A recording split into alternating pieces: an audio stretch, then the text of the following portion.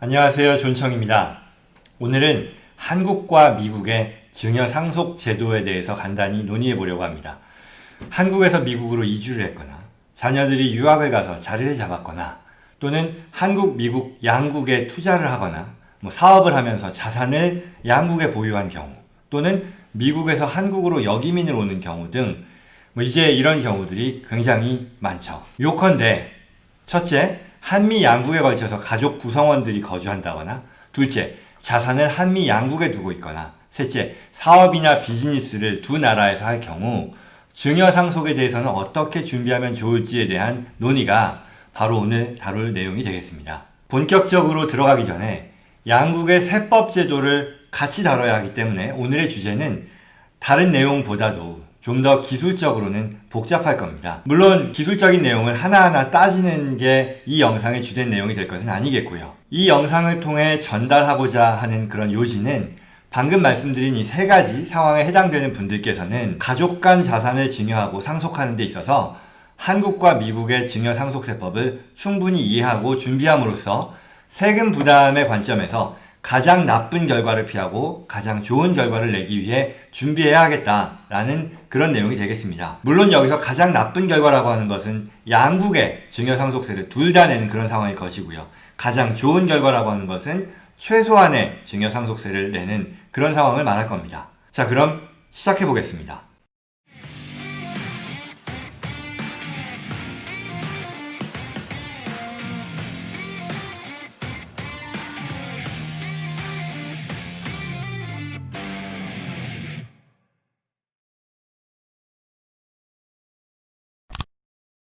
첫 번째로 미국의 증여상속세 제도에 대해 간단히 정리해보면요. 우선 미국의 증여상속세를 논의하기 전에 증여상속세에 대한 일반적인 논의로서 증여상속에 관련하여 알아야 할 구성 요소가 있을 텐데요. 바로 증여자, 수증자, 증여대상 자산이 있습니다. 증여자는 증여를 행하는 사람, 즉 주는 사람이겠고요. 수증자는 증여를 받는 사람, 그리고 증여대상 자산일 겁니다. 그리고 또한 이 영상의 논의를 단순화시키기 위해서 증여 상속에 대해서는 증여라는 것으로 국한해서 말씀드리겠습니다. 이유는 다소 차이는 있을 수 있지만 법의 적용면에서나 논의의 목적상 그다지 큰 차이가 없다고 보셔도 되기 때문입니다. 자, 그럼 이제 미국 증여세법으로 오면요. 첫 번째 판단 기준으로 증여세법의 적용 기준을 증여자 기준으로 따진다라고 합니다. 즉, 주는 사람을 기준으로 판단한다라는 그런 뜻입니다. 그래서 증여자가 미국 세법상 미국 거주자의 경우에는 증여 대상 자산이 어디에 있건 상관없이 이 증여 행위에 대해서 미국 정부는 과세 권한을 갖는다라고 합니다. 그리고 한편 증여자가 비거주자의 경우에는 이 비거주자가 미국에 소유한 유형 자산이 있을 경우 이 자산의 증여에 대해서만 미국 정부는 과세 권한을 갖게 됩니다. 자, 그럼 이제 미국 증여세법상 두 번째 고려사항으로 라이프타임 익셈션, 즉 평생 증여세 면제액 규정이라고 하는 것을 들 수 있는데요. 이건 증여자가 미국 거주자의 경우에 평생 동안 일정 금액까지는 증여상속세 없이 증여할 수 없다라는 그런 혜택을 주는 규정입니다.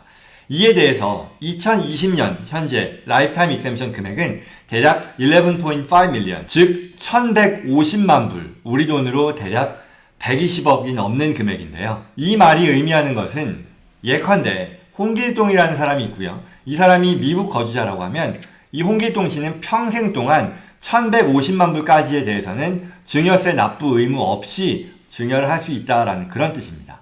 이걸 좀 더 확장해서 얘기를 한다면요.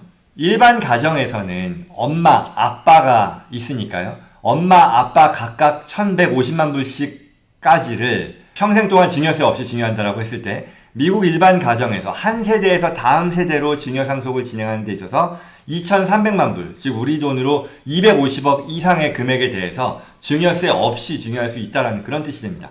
굉장하겠죠? 자, 그럼 이제 한국의 증여상속세에 대해 말씀드리겠습니다. 이 부분은 아시다시피 제가 한국의 변호사가 아니기 때문에 서당계로서 말씀드리는 거라는 점 감안해 주시고요. 제가 이해하는 한국의 규정은 다음과 같습니다. 일단 미국과 마찬가지로요. 증여자, 수증자, 증여 대상 자산이라는 구성 요소들은 공통입니다. 반면 증여세법을 적용하는 데 있어서 판단 기준으로 그 기준을 미국과는 달리 수증자 기준, 즉 증여를 받는 사람 기준으로 평가합니다. 그리고 한국법도 거주자 여부에 따라 1차적으로 과세 기준을 세우는데요. 수증자가 세법상 한국의 거주자의 경우에는 증여 대상 자산이 어디에 있건 상관없이 그 해당 자산의 증여에 대해 한국 정부는 과세 권한을 갖습니다. 그리고 한편 수증자가 세법상 한국 비거주자의 경우에는 기본적으로 한국 정부는 한국에 위치한 자산의 증여에 대해서만 과세 권한을 갖습니다. 다만 이와 관련해서는 최근 몇 년 사이에 여러 세법상 특별 규정 등을 통해서 수증자가 비거주자인 경우라 해도 증여자가 한국 거주자인지 여부 등을 감안해서 과세 권한을 늘리고 있는 것으로 알고 있습니다. 자, 그렇다면 이와 같은 기본 규정을 토대로 생각을 해보면, 즉 미국 세법상 증여자의 거주자 여부, 한국 세법상 수증자의 거주자 여부, 또 자산이 있는 위치 등에 따라 다음과 같이 여러 시뮬레이션이 가능할 것이라고 예상할 수 있겠죠. 먼저 첫 번째 시뮬레이션 내용을 하나만 살펴보면요. 증여자가 미국 사람이고 수증자가 미국 사람이고 자산이 미국에 있죠. 이 경우에 과세는 어떻게 될까요? 먼저 한국세법상 내용을 살펴보죠. 한국세법은 수증자가 한국 사람인지를 가지고 따진다고 했어요. 따라서 이 경우에 수증자가 미국 사람이므로 비거주자겠고요. 한국세법은 비거주자에 대해서는 한국에 위치한 자산의 증여에 대해서만 과세 권한을 갖는다고 했습니다. 그런데 지금 사례에서는 자산이 미국에 있으므로 과세가 안 될 것이고요. 따라서 한국 정부는 과세 권한이 없을 겁니다. 다음으로 미국법을 적용해보면요. 미국법은 증여자 기준으로 따진다고 했죠. 여기서 증여자는 또한 미국 사람입니다.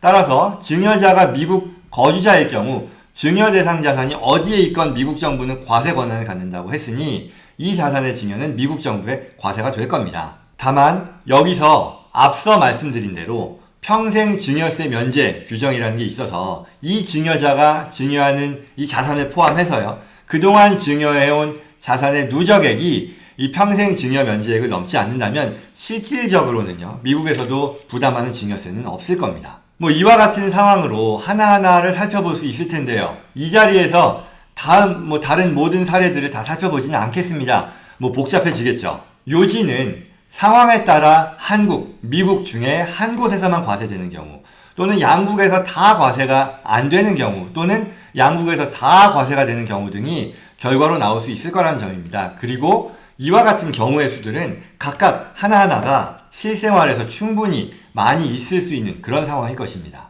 예를 들어 홍길동 씨가 가족이 있는데요. 가족이 전부 한국에서 미국으로 이민을 왔는데 자산 일부가 한국에 남아있을 수 있겠죠. 그런데 그 자산을 자녀들에게 그렇게 할 수 있겠죠. 그렇지만 이 경우에 과세는 어떻게 될까요? 어쨌거나 한국에 위치한 자산이니 한국에서 과세가 될 겁니다. 그런데 만약 이 홍길동 씨가 이 자산을 미국에 가져와서 증여했다면 어떻게 될까요? 아마도 미국에서 평생 증여 면제액을 쓸 수 있을 테니까요. 결과적으로는 양국 어디에서도 과세 부담이 생기지 않을 거다라고 볼 수 있을 텐데요. 실제로는 그걸 몰라서 한국에서 그냥 증여했다가 40%, 50% 증여세를 내고 나중에 후회하는 경우를 많이 봅니다. 하나 더 볼까요? 이거 역시도 가장 안 좋은 사례일 텐데요. 예를 들어 이번에는 김철수 씨가 미국에 거주하는 가족인데 모두 한국으로 역이민을 들어왔어요. 그리고 일부 자산은 미국에 남겨놓고 왔다고 하죠. 그런데 그 미국 자산을 그대로 자녀들에게 증여한다면 답만 말씀드리면요. 이 경우는 한국에서도 과세되고 미국에서도 과세되는 안타까운 결과가 될 수 있다는 그런 내용입니다. 물론 미리 준비를 했다면 피할 수 있는 그런 상황이었을 거고요. 자, 결론입니다. 지금 이 영상을 보시는 분들 중에 여기 해당되는, 즉 한국과 미국에 걸쳐서 증여 관련 이슈가 있는 상황이라면 꼭 진행하기 전에 미리 본인의 상황을 이해하고 세법 측면에서 어디에 있는지, 그리고 가장 불리한 상황을 벗어나서 가장 유리한 상황을 만들 수 있을지를 고민해보는 적극적인 노력을 이제 시작하는 게 필요하겠다입니다. 물론 이를 위해서는 한국, 미국 중에 한 나라만이 아니라 양국의 규정을 본인이 잘 이해하고 또는 양국의 규정을 잘 이해하는 전문가와 함께 종합적으로 검토해야 함은 당연하겠고요. 또한 그 검토의 방향이 양국의 합법적인 세제 하에서 적법하게 진행되어야 할 것은 두말할 필요가 없을 겁니다. 그리고 이와 같은 적법성을 확보하기 위해서도 이 텍스 플래닝이라는 것이 한순간 또는 한두 차례 거래를 통해 진행하고 바로 끝낼 수 있는 그런 것이 아니라 오랜 기간 동안 종합적으로 준비해서 차근차근 실행해야 하는 그런 사안일 것이라는 점 말씀드립니다. 그럼 오늘 영상은 이것으로 마치겠습니다. 도움되었기를 바라고요. 저는 또 다음 영상에서 찾아뵙겠습니다. 고맙습니다.